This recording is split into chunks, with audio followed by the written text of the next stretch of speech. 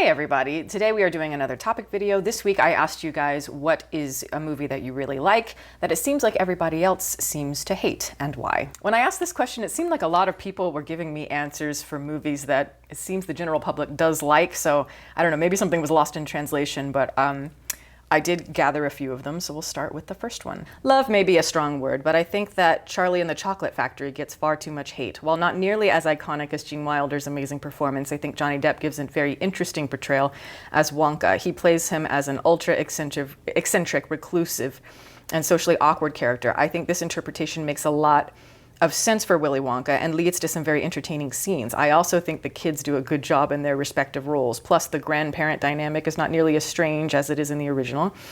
The CGI also isn't as overbearing as it is in some of Burton's later films. It's not the greatest film in the world, but in an age where every sort of reinterpretation of a classic film plays things super safe and it exploits nostalgia, I appreciate the spin Burton took with the story and thought his version was entertaining and interesting in its own right. Okay, so I don't hear a lot of people talking about that movie in a positive light, myself included, but you do bring up some interesting points that, you know, I can see why certain people might like it. I really don't like Charlie and the Chocolate Factory, but, you know, I think that is because I'm a huge fan of Willy Wonka and the Chocolate Factory. And yeah, I mean, you're right here. I mean, I think you have a good handle on it. Like you said, it's not nearly as iconic as Gene Wilder's performance, Johnny Depp, but I have to tell you, I really struggle with Johnny Depp's interpretation of the character.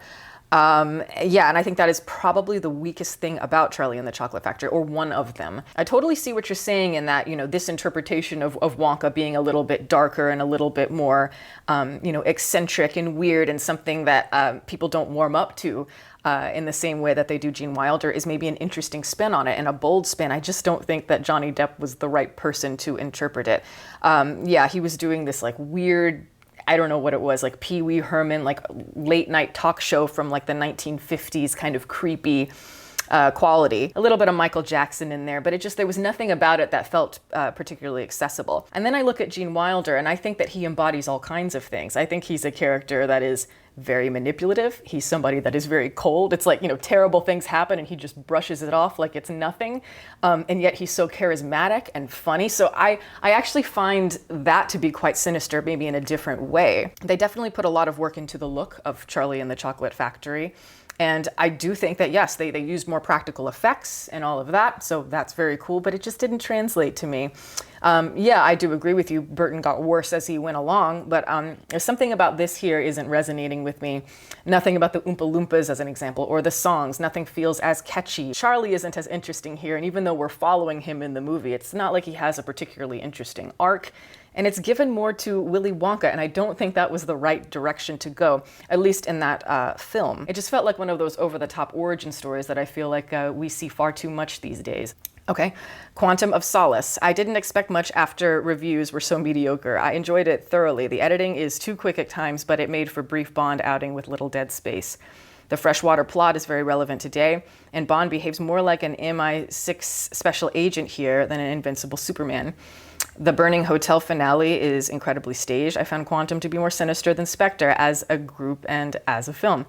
Yeah, and I think I've mentioned this movie before, but I really liked the movie as well, and I remember the reviews being really bad for it. I can't remember who directed it. It's like, you know, I can see him in my mind, but the name has left me at the moment. But yeah, I do remember thinking, I don't know if this is the greatest director to take on Bond. Felt very much like director of the moment type stuff. And yeah, the editing didn't quite work. It felt like it was going to date itself, you know, almost instantly for sure. It lacked a lot of the cinematic quality that we got to see in something like Skyfall, which would come later on. There was something very interesting about the way that Bond was handled here, the way that, you know, his organization is turning their back on him and him not really trusting Bond. I really liked that story between them. I think it made for some kind of juicy stuff. That was at least my favorite aspect of things. And I did think that Bond's transition into, you know, that losing that innocence when we see him in a Casino Royale and where he is here, I don't know, I thought it really worked. Is it a great film, like you said? No. Is it one of the best Bond movies? No. Is it one of the best Daniel Craig movies, you know, as far as Bond is concerned? No. But I don't think it's as bad as a lot of people say it is. I don't know, I liked it. Only God Forgives is very good and underrated. The movie contains a lot of symbols and it was very unique visual storytelling. And cinematography is full of neon and so beautiful. So this is a movie I have seen, but I was not in my right mind, and that's typically, I think, the way most people watch it is, maybe under the influence of some things. And it makes sense for that because it is a very psychedelic, very visual kind of world building type of thing. It's all in the details and much less in the actual characters, which is a huge problem that I have. But that said, this is a movie that gets brought up to me quite often and I see it talked about quite often. And yes, is that more because of the visuals? Probably more for the aesthetic and all of that. And because so many people bring it up to me, I feel the need to see it again and see if maybe I missed some things. And maybe I should watch it sober this time. I don't know. But when I look at, like the three big movies from this particular director, Nicholas Winding Refn, I found that the Neon Demon kind of embodied all of the things that he's about in a way where he feels the most self-aware about it. So I think that movie kind of merges Drive and Only God Forgives in a certain way. But yeah, I don't know. I'll probably revisit it at some point. I love The Matrix Reloaded and Revolutions, and those are generally panned. Very influential. Love the philosophical elements. The music is incredible. The action is great, a bit goofy, but a lot of fun, very creative. And I don't hate Resurrections either. I talked to somebody who defended Resurrections to me not long ago, and I was like, wow, that's interesting. I didn't hate the very first hour of Resurrections, but the rest of it, oh God, yeah, it was tough. When it comes to Matrix Reloaded and Revolutions, though, I really despise Revolutions. There's just something really heavy and gray and clunky and just, it's a drag to me. There's very little about it that interests me and just, I don't know, the direction that the characters go in and all of that. Yeah, I found it particularly off-putting compared to the other two in the original trilogy. But Reloaded, I have to tell you, it strongly influenced me. I think about Reloaded all the time. And maybe it's because, I don't know, if people follow me on social media, I'm a huge runner. I love to run.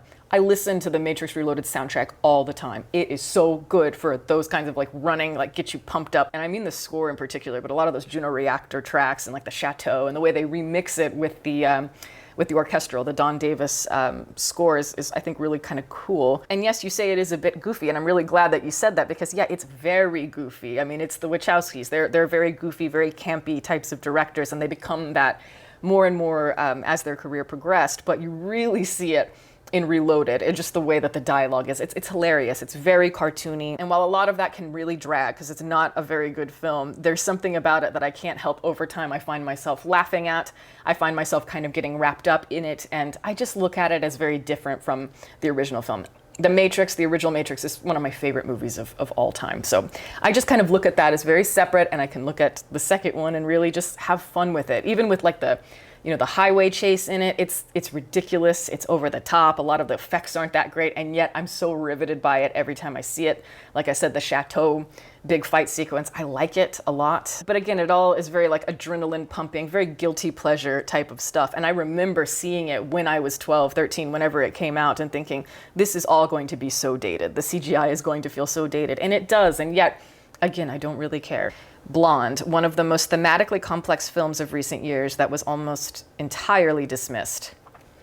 I'm glad you brought that up because I agree. I think a lot of people dismissed it. Now, when I initially reviewed it, I gave it a negative review, and I have seen it again, and I still feel negatively about it, but not for the same reasons a lot of people do.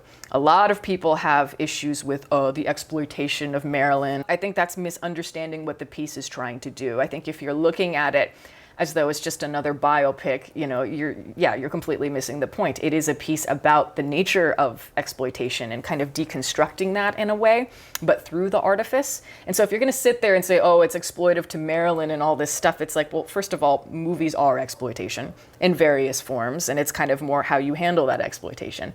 And this, as I said, is something where we're kind of shining a light on it in a really interesting way. And I found kind of the deconstruction of the biopic in a way where it's not necessarily about Marilyn, but it's about the idea of Marilyn, is, yeah, very compelling, very thought-provoking. And I think the reason it frustrates me is because I don't think it came together as a film fully, and I wanted it to. That's why I saw it a second time, because I was really mesmerized by it. I thought that Ana de Armas did a fantastic job. I think she was severely underrated in that part. It was a very difficult part for her.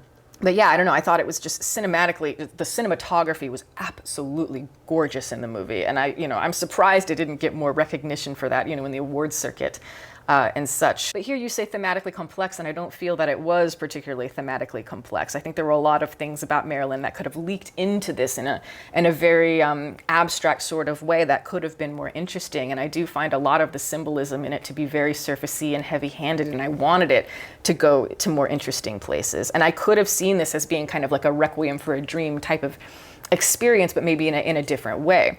So again, I think this is a movie I really wanted it to be strong, and there were elements of it that were strong, certainly sequences that I thought were beautiful, and scenes that I do return to still. And yet again, there's something about it that just didn't materialize, and that made me quite sad. But I'm glad that you brought it up, because again, I think far too many people just dismissed it for all the wrong reasons. And I hope that, in upcoming years, people will maybe give it a second look and kind of see that. When I was in college, everyone I knew hated Gone with the Wind because they couldn't stand Scarlett O'Hara for being an unlikable character without trying to understand what makes her tick. I hate when people make that criticism as a way to put down an all-time classic without trying to study it. That's interesting. I have not heard that one because, as far as I'm concerned, Scarlett O'Hara is one of the greatest female protagonists of all time. All time. I mean, she's just one of my favorite characters. She is deeply complex and incredibly powerful. And you just, as awful as she is, you can't help but absolutely love her. I love her. And I find her despicable. If I were to know her in real life, you'd have to keep me from punching her in the face. But she's absolutely fascinating as a character. And I wish that in today's world, I think what's so interesting about Gone with the Wind, also one of my favorite movies of all time, is that so much of it is surprisingly modern. A lot of the themes are very dark and very risque for the time. And I don't think today we are allowed to have nearly as complex of female characters in our movies. If we were going to have a movie today, especially like a big epic, like a movie that is about the Civil War like this, that is 3 hours long, and pretty much all of it rests on the shoulders of a young woman who is a very difficult woman who makes so many terrible, terrible mistakes, but she also has her triumphs. I don't think we are allowed to have that kind of character in a movie today. So I find the movies back then much more respectful to women and what they really represent compared to the stuff today, which is more just kind of pandering to a political dynamic. And I hope before people just instantly dismiss it as problematic, they give it a chance, because I think you'll be surprised. A lot of the characters that you think are so stereotypical are actually quite interesting characters, and actually there's a lot of respect there and a lot of complexity. Gone with the Wind is one of those movies where you turn it on and you just can't turn it off. It hooks you. It's so interesting. It's like reading a great novel, which is fantastic characters, and you just can't put it down. And I have seen it, I don't even want to, so many times I have seen it throughout the course of my life, but it's just one of those things, like every Christmas or every Thanksgiving, just get the family together and watch it, and I'm telling you, it is worth it. And that's the last question. Guys, thank you so much for writing in, and we'll probably flip it for the next one. But thank you for watching. I'm going to plug my website. As always, it is deepfocuslens.com. I'm an artist. I do commission portraits, and I also sell prints of my work. If that is something that you're interested in, you can always go to the website below, and if you have a question about a commission or a print, you can email me. My email is in the description box below as well. Also, I'd like to give a shout out to my patrons who are fantastic. Guys, thank you so much for your support, and welcome to all the new members. If you're interested in supporting, the link for that is below, as well as the rest of my social media information. You can watch more videos here, and you can subscribe if you'd like. Catch you next time.